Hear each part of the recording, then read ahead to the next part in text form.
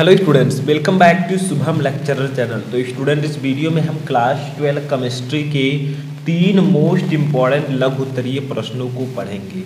यानी कि अगर आप क्लास 12 में हैं और बोर्ड एग्जाम की तैयारी कर रहे हैं तो मैं आपके लिए लेकर आया हूँ एक मोस्ट इम्पॉर्टेंट वीडियो। क्योंकि इस वीडियो में हम 3 महत्वपूर्ण लघु उत्तरीय प्रश्नों को ही नहीं बल्कि तीनों के आंसर को भी जानेंगे।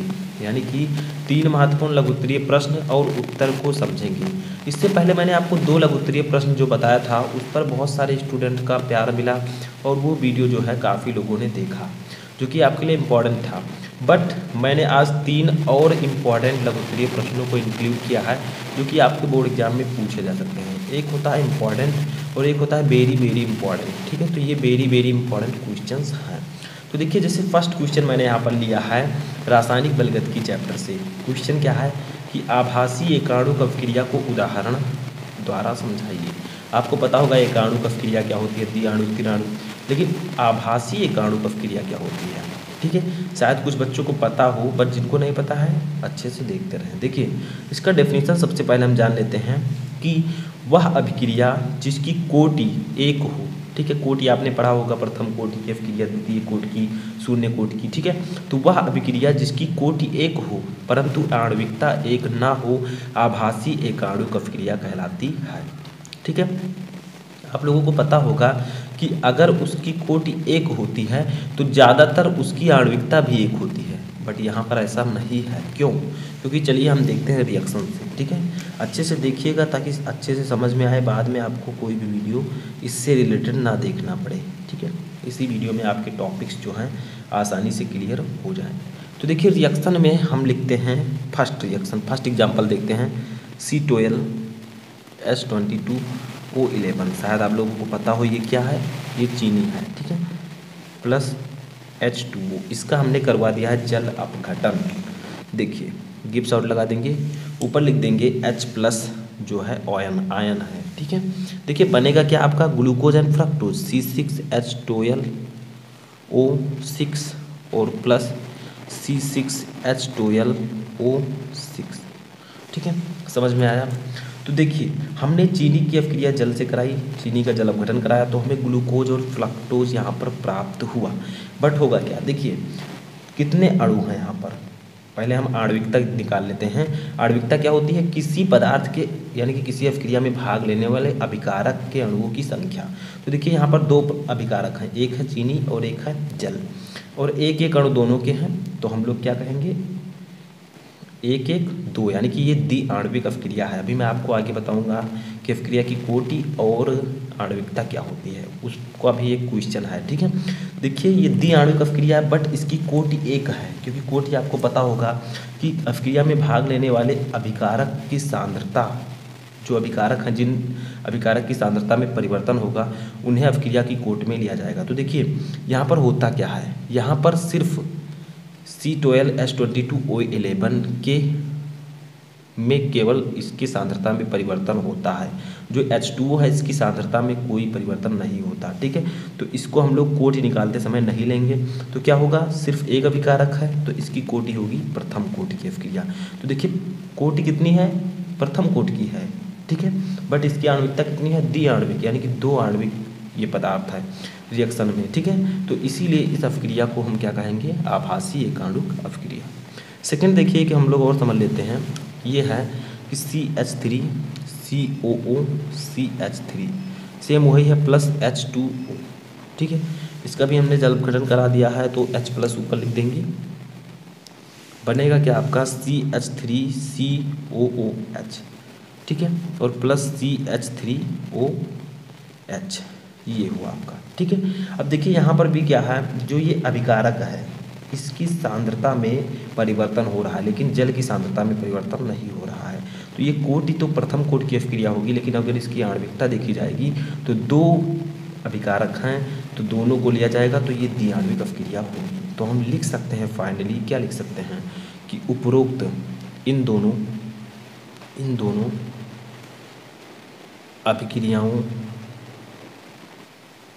अभिक्रियाओं ठीक है, आप लोग अच्छे से समझिए, अच्छे से लिखिए कि कोटि एक है, यानी कि ये प्रथम कोटि की अभिक्रियाएं हैं। क्योंकि H2O के सांद्रण में कोई परिवर्तन नहीं होता। ठीक है, H2O की सांद्रता में कोई परिवर्तन नहीं होता,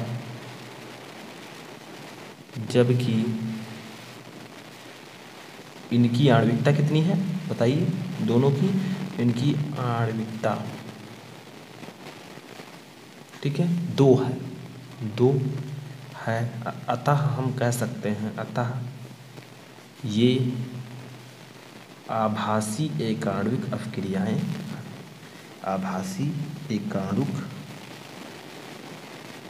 अभिक्रियाएं हैं। ठीक है, तो आभासी एकाणुक अभिक्रियाएं क्या होती हैं? वो अभिक्रिया जिसकी कोटि 1 हो लेकिन आणविकता 1 ना हो, उसे हम लोग कहेंगे आभासी एकाणुक अभिक्रियाएं। ठीक है, तो ये था आपका फर्स्ट क्वेश्चन। चलिए हम सेकंड क्वेश्चन पढ़ते हैं। तो देखिए सेकंड क्वेश्चन जो है मोस्ट इंपॉर्टेंट है। ये है क्या कि अभिक्रिया की कोटि एवं आणविकता को समझाइए, यानी कि अभिक्रिया की कोटि क्या होती है और आणविकता क्या होती है। ठीक है, तो इसको हम लोग सिंपली जो है इसमें समझने वाले हैं। तो देखिए आणविकता सबसे पहले हम पढ़ेंगे। देखिए आणविकता क्या होती है। ठीक है, तो आणविकता क्या होती है कि किसी रासायनिक अभिक्रिया में भाग लेने वाले अभिकारक अणुओं की न्यूनतम संख्या को अभिकारी अभिक्रिया की आणविकता कहते हैं। यानी कि किसी रासायनिक अभिक्रिया में कितने अभिकारक भाग ले रहे हैं, उन्हीं की संख्या को, उन्हीं की अणुओं की संख्या को हम क्या कहेंगे? अभिक्रिया की आणविकता। जैसे मैंने अभी आपको आगे बताया कि चीनी और पानी 2 अभिकारक है तो द्विआण्विक होगी, एक ही अभिकारक होता तो एकाणुक होता। ठीक है, तो चलिए एकाणुक अभिक्रिया का एक एग्जाम्पल देख लेते हैं। तो आणविकता का जो एग्जाम्पल होगा समझिए, जैसे अमोनियम नाइट्राइड को गर्म करने पर होने वाली अभिक्रिया में अमोनियम नाइट्राइड का एक अणु भाग लेता है, अतः इसकी आणविकता 1 है। जैसे देखिए हम लोग समझते हैं रिएक्शन को, जैसे अमोनियम NH4NO2। ठीक है, ये है आपका अमोनियम नाइट्राइड, समझ में आया। अब देखिए जब ये अभिक्रिया करेगा तो आपका बनेगा 2H2 और प्लस N2, यानी कि जल और नाइट्रोजन गैस। अब यहाँ पर क्या कहा जा रहा है, हमें समझना है आणविकता। तो देखिए कितने इस अभिक्रिया में कितने अभिकारक हैं, जो इधर हैं उसे हम अभिकारक कहते हैं, जो इस साइड में है उसे हम कहते हैं उत्पाद। ठीक है, तो एक ही अभिकारक है, सिर्फ अमोनियम नाइट्राइड ही है, तो अतः ये कौन सी अभिक्रिया होगी? एकाण्विक अभिक्रिया। ठीक है, अगर यहाँ पर 2 होता, जैसे मैंने अभी आपको आगे बताया, तो ये द्विआण्विक अभिक्रिया होता। तो जितने अभिकारक के अणुओं की संख्या होगी उतनी ही उसकी आणविकता होगी। ठीक है, समझ में आया। अब देखिए कोटि को समझ लेते हैं। कोटि क्या होती है कि किसी रासायनिक अभिक्रिया में भाग लेने वाले पदार्थों के अणुओं की वह संख्या जिनका सांद्रण अभिक्रिया की प्रगति में परिवर्तन होता है, अभिक्रिया की कोटि कहलाती है। यानी कि कोई अभिक्रिया हो रही है, ठीक है, उसमें जो अभिकारक हैं उनकी सांद्रता में, जिन अभिकारक की सांद्रता में परिवर्तन होगा उन्हीं की संख्या को हम क्या कहेंगे? उस अभिक्रिया की कोटि। जैसे मान लीजिए 2 अभिकारक हैं लेकिन एक ही अभिकारक की आणविकता में परिवर्तन हो रहा है, तो उसे हम लोग प्रथम कोटि की अभिक्रिया कहेंगे। जैसे मैंने अभी आपको आगे बताया, ठीक है, चीनी और जल का एग्जाम्पल, आभासी एकाणुक अभिक्रिया का एग्जाम्पल। ठीक है, बट अगर 2 अभिकारक हैं और दोनों की सांद्रता में परिवर्तन हो रहा है तो उन दोनों पदार्थों के अणुओं की संख्या को हम क्या कहेंगे? अभिक्रिया की कोटि। तो किसी रासायनिक अभिक्रिया में भाग लेने वाले पदार्थों के अणुओं की वह संख्या जिनका सांद्रण अभिक्रिया की प्रगति में हो रहा हो, यानी कि अभिक्रिया में उनकी सांद्रता में परिवर्तन हो रहा हो, वो अभिक्रिया की कोटि कहलाएगी। जैसे देखिए यहाँ पर हम लोग एग्जाम्पल देख लेते हैं, CH3, ठीक है, COO, C2H5, इसकी अभिक्रिया हम लोग करा देते हैं NaOH से। ठीक है, किप्स आउट लगाएंगे, आपका बनेगा CH3COONA और प्लस C2H5OH। ठीक है, ये आपका बना। यानी कि जब हमने CH3COO C2H5 की अभिक्रिया सोडियम हाइड्रोक्साइड NaOH से कराई तो आपका बना CH3COONA। ठीक है, सोडियम एसीटेट, और आपका एथिल अल्कोहल बना। ठीक है, बट इसमें खास बात क्या है, देखिए इसमें होगा क्या कि उपयुक्त जो अभिक्रिया है, ठीक है, ये जो अभिक्रिया है इसमें 2 अभिकारक हैं और दोनों की सांद्रता में परिवर्तन हो रहा है। उपयुक्त अभिक्रिया में दोनों अभिकारक के अणु की सांद्रता प्रभावित हो रही है, अतः यह जो है वो द्वितीय कोटि की अभिक्रिया होगी। यानी कि 2 अभिकारक हैं, दोनों की सांद्रता में परिवर्तन हो रहा है, तो इसे हम लोग कहेंगे द्वितीय कोटि की अभिक्रिया। तो आप लिख सकते हैं उपर्युक्त अभिक्रिया में दोनों अभिकारकों के एक क्यों कहा गया बताइए? क्योंकि एक है ये अणु और एक इसके अणु हैं, यानी कि आगे दो तो लगाना है कि दो अणु होंगे, एक अणु दोनों का है, ठीक है। तो एक अणु की सांद्रता प्रभावित हो रही है, अतः यह द्वितीय कोटि की अभिक्रिया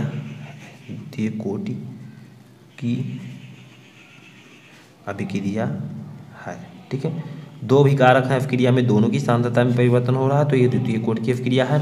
अगर एक अभिकारक होगा और उसी की सांद्रता में परिवर्तन होता तो ये प्रथम कोटि की अभिक्रिया होती। ये था आपका सेकंड क्वेश्चन। चलिए तीसरा क्वेश्चन देखते हैं। तो हमारा तीसरा क्वेश्चन है कि द्रव स्नेही कोलाइड और द्रव विरोधी कोलाइड किसे कहते हैं, यानी कि द्रव स्नेही और द्रव विरोधी कोलाइड किसे कहते हैं। प्रत्येक को एक एक उदाहरण सहित समझाइए, ठीक है। मोस्ट इंपॉर्टेंट क्वेश्चन याद रखिएगा, सबसे ज़्यादा बार पूछा जा चुका है। तो देखिए, द्रव स्नेही कोलाइड का मतलब नाम से क्या पता चल रहा है कि द्रव से स्नेह, द्रव से प्रेम करने वाला कोलाइड, ठीक है। यानी कि द्रव क्या है, द्रव के रूप में हम विलायक को ले सकते हैं, जैसे जल। तो देखिए डेफिनेशन, वे कोलाइड पदार्थ जो विलायक के संपर्क में आने पर तुरंत कोलाइडी विलयन बनाते हैं, द्रव स्नेही कोलाइड कहलाते हैं, ठीक है। यानी कि ऐसे कोलाइडी पदार्थ जो विलायक का मतलब विलायक एक द्रव है, ठीक है। तो जो विलायक के संपर्क में आकर तुरंत कोलाइडी विलयन बनाते हैं, उन्हें हम द्रव स्नेही कोलाइड कहते हैं। क्योंकि ये कोलाइड जो है वो द्रव से स्नेह करते हैं, क्यों? क्योंकि तुरंत संपर्क में आए और तुरंत कोलाइडी विलयन बना लिए, ठीक है। तो इसे हम द्रव स्नेही कोलाइड कहेंगे। और जो नहीं बनाएगा तो वो द्रव का विरोध करेगा, तो उसे हम द्रव विरोधी कोलाइड कहेंगे, ठीक है। आगे देखिए, पहले समझ लेते हैं इसे। इनको अवक्षेपित करने पर फिर से द्रव के संपर्क में लाकर सुगमता से कोलाइडी विलयन बनाया जा सकता है।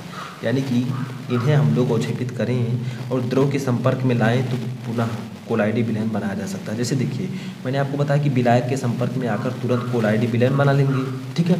लेकिन अगर आप चाहें तो इन्हें अवक्षेपित करके आप लोग कोलाइडी विलयन को दोबारा बना सकते हैं, ठीक है। कोलाइडी पदार्थ को अलग कर सकते हैं। इस विशेष गुण के आधार पर इन्हें उत्क्रमणीय कोलाइड कहा जाता है। यानी कि इसी गुण के आधार पर इन्हें हम लोग कहते हैं उत्क्रमणीय कोलाइड, रिवर्सिबल कोलाइड्स, ठीक है। समझ में आया? क्या कहा जा रहा है कि वे कोलाइडी पदार्थ जो विलायक के संपर्क में आकर तुरंत कोलाइडी विलयन बनाते हैं, द्रव स्नेही कोलाइड कहलाते हैं। अब देखिए, आप लोग क्या कर सकते हैं, कोलाइडी पदार्थ से कोलाइडी विलयन बनाया, अब आप कोलाइडी विलयन से उसी कोलाइडी विलयन से फिर से आप कोलाइडी पदार्थ बना सकते हैं। यानी कि इससे ये भी बना सकते हैं और इससे ए भी बना सकते हैं, उल्टा कर सकते हैं। तो इसीलिए हम इसे कहते हैं उत्क्रमणीय कोलाइड, ठीक है, इसी विशेष गुण को, ठीक है। समझ में आया? देखिए एग्जाम्पल देखिए, इसके कुछ उदाहरण हैं, जैसे जिलेटिन। ये एग्जाम्पल भी बहुत इंपॉर्टेंट है, ठीक है। ये आपकी बहुविकल्पीय में ज़्यादातर पूछे जाते हैं। जिलेटिन, स्टार्च, गोंद, प्रोटीन आदि, ये सब आपके द्रव स्नेही कोलाइड हैं। यानी कि ये जब पदार्थ विलायक के संपर्क में आएंगे तो तुरंत कोलाइडी विलयन बना लेंगे, ठीक है। और कोलाइडी विलयन बनाने के बाद आप फिर से इससे इसी पदार्थ में बदल सकते हैं, इसीलिए हम इसे कहते हैं उत्क्रमणीय कोलाइड। देखिए द्रव विरोधी कोलाइड क्या होता है, सेम है उसका उल्टा। देखिए क्या है, वे कोलाइड पदार्थ जो विलायक के संपर्क में आने पर सरलता से कोलाइडी विलयन नहीं बनाते हैं, यानी कि तुरंत कोलाइडी विलयन नहीं बनाते हैं, जल्दी बहुत मेहनत करना पड़ता है, ठीक है। इन्हें हम कहते हैं द्रव विरोधी कोलाइड। इन्हें अवक्षेपित करने के बाद फिर से कोलाइडी विलयन में परिवर्तित करना कठिन है, यानी कि कोलाइडी पदार्थ को कोलाइडी विलयन आप बहुत मुश्किल से बना सकते हैं, और कोलाइडी विलयन को आप कोलाइडी पदार्थ में नहीं बदल सकते, ठीक है। तो इसीलिए इस गुण को हम कहते हैं अनुत्क्रमणीय कोलाइड, इस कोलाइड को।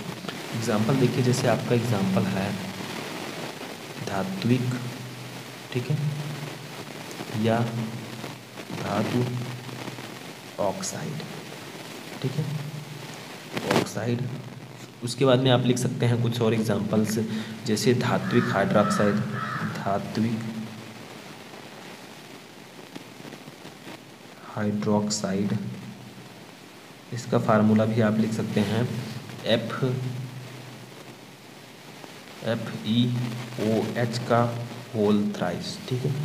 और जैसे आप लिख सकते हैं इसका एग्जाम्पल धातु सल्फाइड। तो ये सब हैं आपके द्रव विरोधी कोलाइड। तो आपसे पूछ लिया जाएगा कि इनमें से कौन सा द्रव विरोधी कोलाइड है, ये फार्मूला दे दिया जाएगा, बाकी सब दूसरी तरह के रहेंगे। तो आप लोगों को इसी पर टिक करना है, AS2S3 आदि, ये सब जो है आपके द्रव विरोधी कोलाइड हैं एग्जाम्पल्स, ठीक है। तो ये थे आपके 3 मोस्ट इंपॉर्टेंट लघु उत्तरीय प्रश्न। अगर आप लोग चाहते हैं कि ऐसे मैं लघु उत्तरीय प्रश्न, विस्तृत उत्तरीय प्रश्न सभी को आंसर के साथ सॉल्व कराऊं, एक सीरीज चलाऊं, तो आप लोग मुझे कमेंट बॉक्स में बता सकते हैं। बट उसके लिए आपको लाइक अच्छे से करना होगा, ठीक है। जितना ज़्यादा लाइक आएगा वीडियो पर, मैं ऐसे आपको लघु उत्तरीय प्रश्न और विस्तृत उत्तरीय प्रश्न प्रोवाइड कराता रहूँगा। तो इस वीडियो में फ़िलहाल इतना ही। अगर वीडियो अच्छा लगा तो वीडियो को लाइक ज़रूर करें, इसे आगे अपने दोस्तों के साथ शेयर करें और चैनल पर नए तो चैनल को सब्सक्राइब कर दें।